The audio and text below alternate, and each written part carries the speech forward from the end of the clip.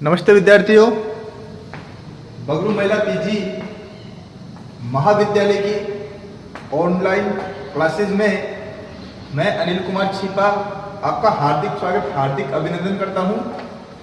आज हम BCom part first एक बुक चला करती है, उसमें अनुबंध की। तो आज हम अनुबंध जो है, व्यापारिक संनियम जो है, उसका टॉपिक लेने वाले हैं।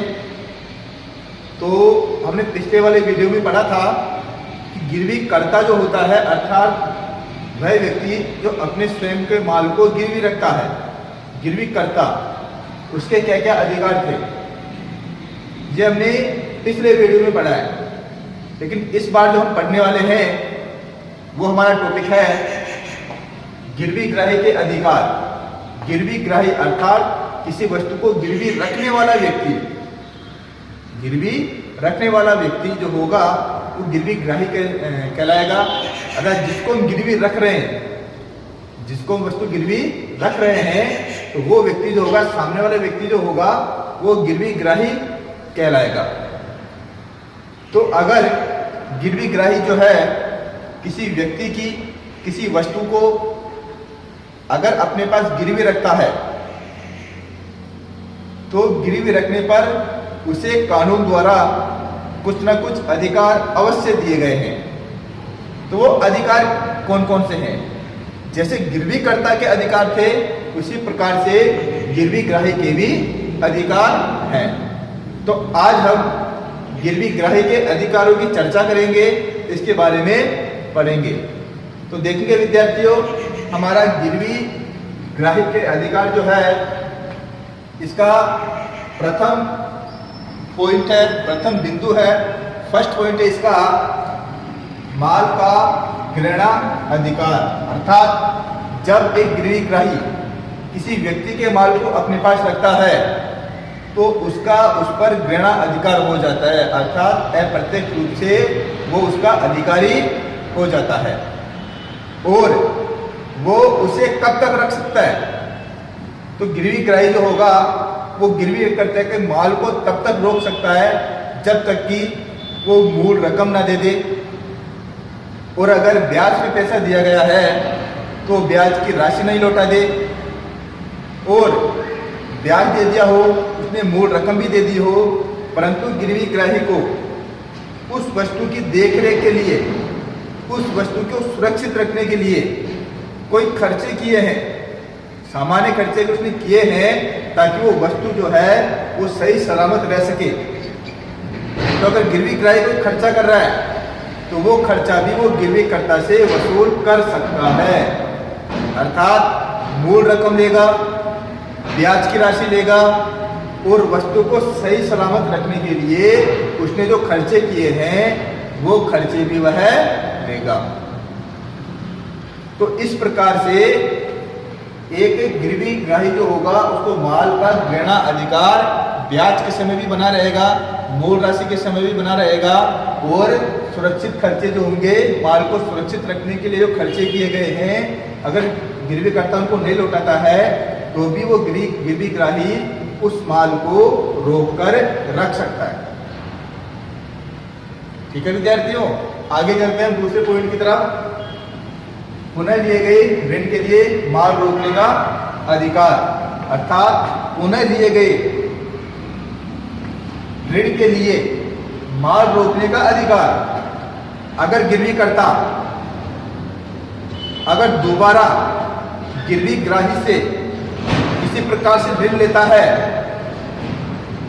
एक ऋण तो उसने पहले ले लिया है, मान लो कि उसने 50,000 का ऋण लिया है पहले, और दूसरी बार भी उसने फिर 20,000 रुपये का ऋण ले लिया है, तो गिरवी ग्राही जो होगा वो 50,000 रुपये के लिए भी उस वस्तु को रोक सकता है।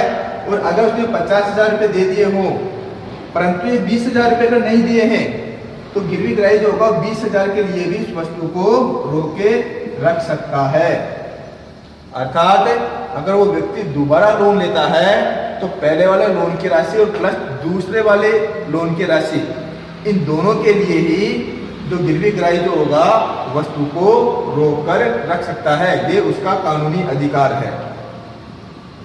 गिरवीकर्ता उस पर केस नहीं कर सकता कि मैंने 50,000 रुपये का लोन लिया था पहले, वो मैंने दे दिया है तो आप मुझे अपनी वस्तु लौटाओ। नहीं, क्योंकि उसने वापस 20,000 का लोन और लिया है।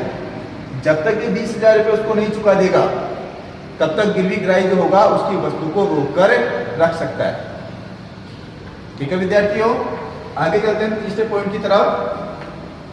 असाधारण व्यय प्राप्त करने का अधिकार, अर्थात जब गिरवीग्राही किसी वस्तु को सुरक्षित रखने के लिए साधारण नहीं अपितु असाधारण व्यय भी करता हो, असाधारण व्यय भी करता हो, तो वे गिरवीकर्ता से ऐसे व्यय जो होंगे, देखिए विद्यार्थी इसको नोट कर लें कि साधारण ही नहीं असाधारण अगर व्यय करता है गिरवीग्राही, तो भी असाधारण व्यय जो होगा वो गिरवीकर्ता से प्राप्त कर सकता है।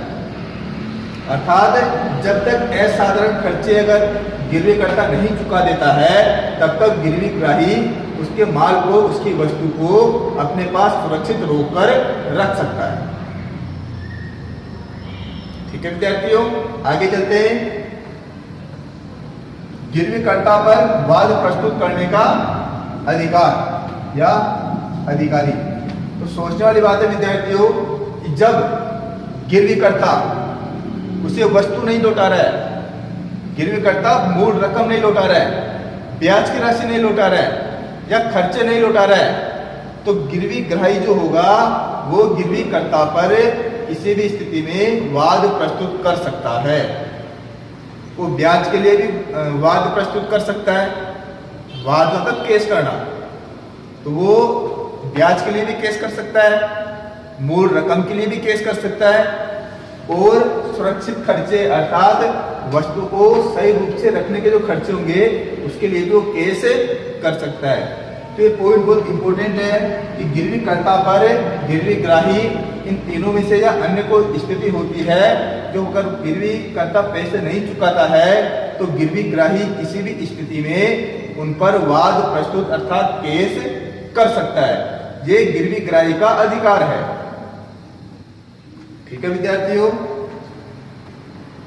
पांचवा देखते हैं माल का विक्रय करने का अधिकारी, अर्थात गिरवीकर्ता अगर गिरवीग्राही को पैसे नहीं लौटा पाता, ऋण की राशि नहीं लौटा पाता, तो विपरीत अनुबंध के अभाव में गिरवीग्राही जो होगा वो क्या करेगा कि गिरवीकर्ता को सूचना देगा और सूचना देने के बाद में वह गिरवीग्राही जो होगा उस माल को विक्रय कर सकता है। परंतु एक बात विद्यार्थियों नोट कर लो यहां पर कि गिरवीग्राही वो तभी उस माल को विक्रय कर सकता है जब विक्रय की अच्छी तरह से बढ़िया तरीके से सूचना जो है वो गिरवीकर्ता को दे दे। अगर वो गिरवीकर्ता को सूचना नहीं देता है तो ऐसी स्थिति में गिरवीग्राही को माल को बेचने का कोई अधिकार नहीं होगा। पहले गिरवीग्राही जो होगा उसको सूचना देनी पड़ेगी गिरवीकर्ता को कि इस समय तक पैसे नहीं आते हैं तो मैं आपके माल को बेच सकता हूं या बेच दूंगा, तो उसे अधिकार मिल जाता है माल को बेचने का।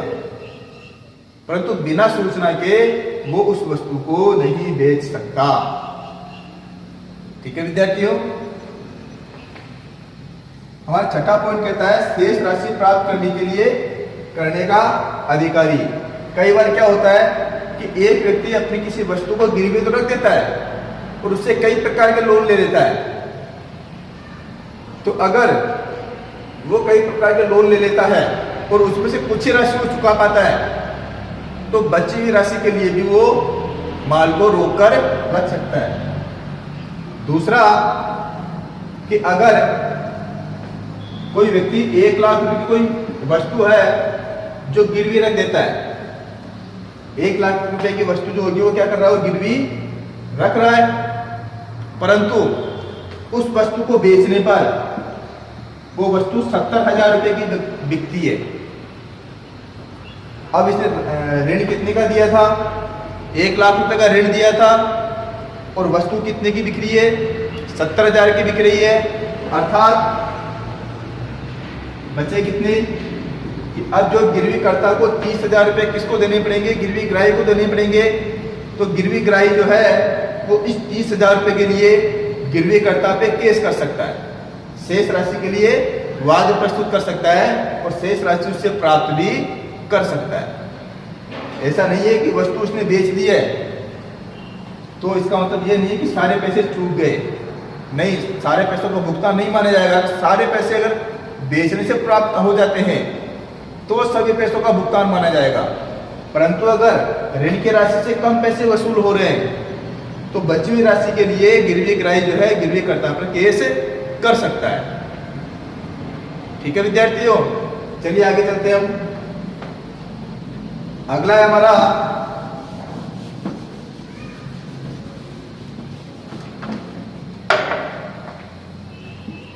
वास्तविक स्वामी के विरुद्ध अधिकार। वास्तविक स्वामी के विरुद्ध अधिकार जो होगा वह गिरवी कर्ता को स्वतः ही वैसे होगा जैसे, इसका एक उदाहरण ले लेते हैं हम।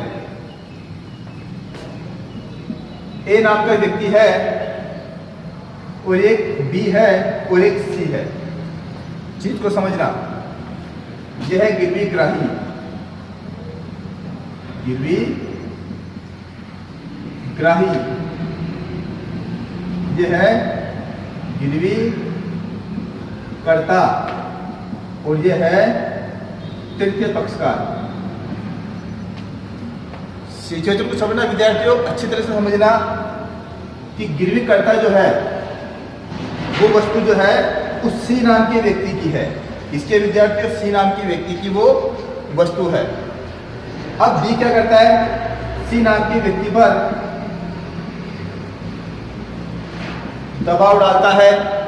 जब बी नाम का व्यक्ति सी को उत्पीड़ित करता है, इसे झूठ बोलता है, इसे कपट करता है और वो वस्तु जो है सी से प्राप्त कर लेता है। कौन प्राप्त कर रहा है, सी की वस्तु जो है अब वो कौन प्राप्त कर रहा है, बी प्राप्त कर रहा है, उत्पीड़न वगैरह या किसी भी गलत तरीके से।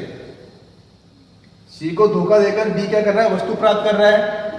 अब बी क्या करता है, बी उस वस्तु को ए को गिरवी रख देता है। वो वस्तु जो है किसको गिरवी रखी, ए को गिरवी रख देता है। तो कहने का मतलब यह है कि वस्तु किसकी थी, सी की थी।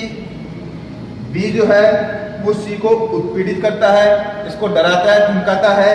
वो वस्तु बी ले लेता है और बी उस वस्तु को किसके पास गिरवी रखता है, ए के पास गिरवी रख देता है। परंतु ये व्यक्ति पूर्ण सद्भावना से उस वस्तु को यहाँ गिरवी रख देता है और ए बी बिना किसी इसकी जानकारी के या बिना किसी उत्पीड़न की जानकारी के उस वस्तु को पूर्ण सद्भावना से अपने पास गिरवी रख लेता है। तो ए का यह है वैध अधिकार होगा कि वो सी से राशि प्राप्त करके ही उसे वस्तु दे।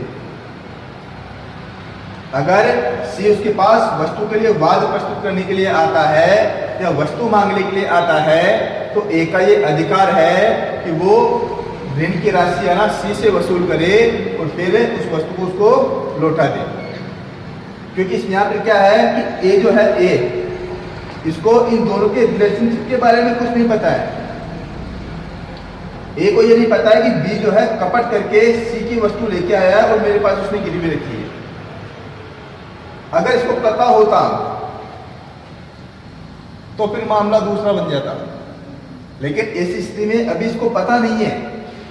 ये पूर्ण सद्भावना से बिना किसी जानकारी से स्वच्छ मन से अगर बी से वो वस्तु लेता है, उसको गिरवी रख लेता है, तो ऐसी स्थिति में सी जो है ए पर केस नहीं कर सकता, सी जो है वो बी पर केस कर सकता है वस्तु के वाद के लिए, वस्तु के लिए। और अगर सी अगर ए के पास जाता है, सी अगर ए के पास जाता है वस्तु प्राप्त करने के लिए, तो सी जो है वो ए को पैसे चुकाएगा, तो ए जो है उसको राशि देने का अधिकारी होगा। ठीक है विद्यार्थियों, आगे देखते हैं। निक्षेपी से माल माल का संपूर्ण मूल्य वसूलने का अधिकार। निक्षेपी से माल का संपूर्ण मूल्य वसूलने का अधिकार। अगर कोई व्यक्ति अपने डॉक्यूमेंट किसी अन्य व्यक्ति को गिरवी रखकर उससे किसी प्रकार का ऋण ले लेता है, कोई व्यक्ति जो है अपनी वस्तु जो है वो वस्तु के डॉक्यूमेंट किसी दूसरे व्यक्ति के पास रखकर उससे ऋण ले लेता है, तो ऐसी स्थिति में अगर प्रथम व्यक्ति जो है वो अगर वस्तु को नष्ट कर देता है, तो जिसके पास वस्तु के पेपर गिरवी पड़े वो तृतीय व्यक्ति से राशि वसूल करने का हकदार होता है। कैसे होता है एक बार देख लेंगे, उदाहरण देख लेंगे विद्यार्थी उसका, फिर हमें समझ में आ जाएगा।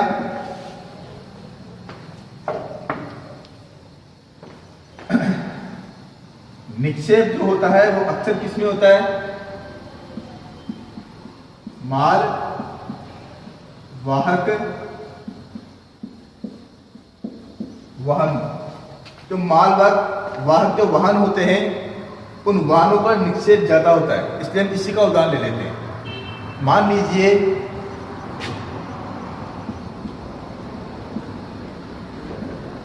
रेलवे जो है उसका हम उदाहरण ले लेते हैं। एक ए नाम का व्यक्ति है और बी का मतलब है बैंक। एक ए नाम का व्यक्ति जो है अपना माल जो है वो किसको सौंप देता है? माल जो है रेलवे को देता है कि आप इस माल को दिल्ली से मुंबई पहुंचा दो। कौन दे रहा है?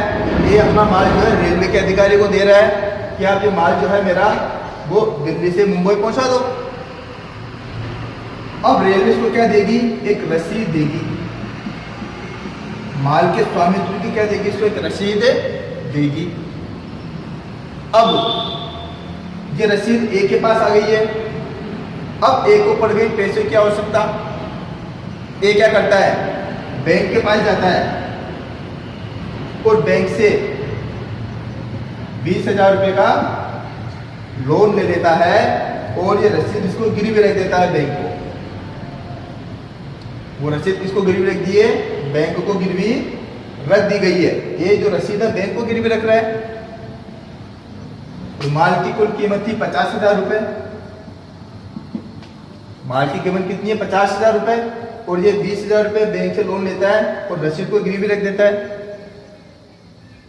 अब यहां पे क्या देखने को मिलता है कि रेलवे अधिकारी जो है वो जो माल था उस माल को क्या कर देते हैं? नष्ट कर देता है। रेलवे अधिकारी जो होगा उस माल को नष्ट कर देता है या किसी लापरवाही के कारण वो माल खराब हो जाता है जो उपयोग के लायक नहीं रहता है। तो ऐसी स्थिति में जो बैंक जो होगा वो रेलवे अधिकारियों पर या रेलवे पर वाद प्रस्तुत करके 20,000 रुपए की क्षतिपूर्ति करवा सकता है। अर्थात रेलवे अधिकारी जो है इसे 20,000 रुपए की राशि देने का अधिकारी होगा। जबकि माल का स्वामी कौन था? ए था। परंतु यहाँ पर ए ने वो रसीद बैंक को गिरवी रखी है, इसलिए असाधारण रूप से जो बैंक होगा वो 20,000 रुपए तक के माल का स्वामी माना जाएगा। तो यहाँ पर ये रेलवे अधिकारी ये नहीं कह के बच सकते कि हमने आपसे नहीं बल्कि ए से माल गिरवी रखा है, ऐसा नहीं कह सकता।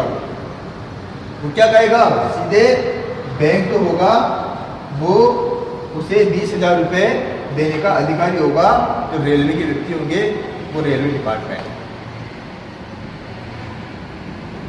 ठीक है विद्यार्थियों, तो ये जो अधिकार है वो गिरवी ग्राही के अधिकार हैं। तो आज हम इतना पढ़ेंगे, अगले वीडियो में अगला टॉपिक लेंगे। धन्यवाद।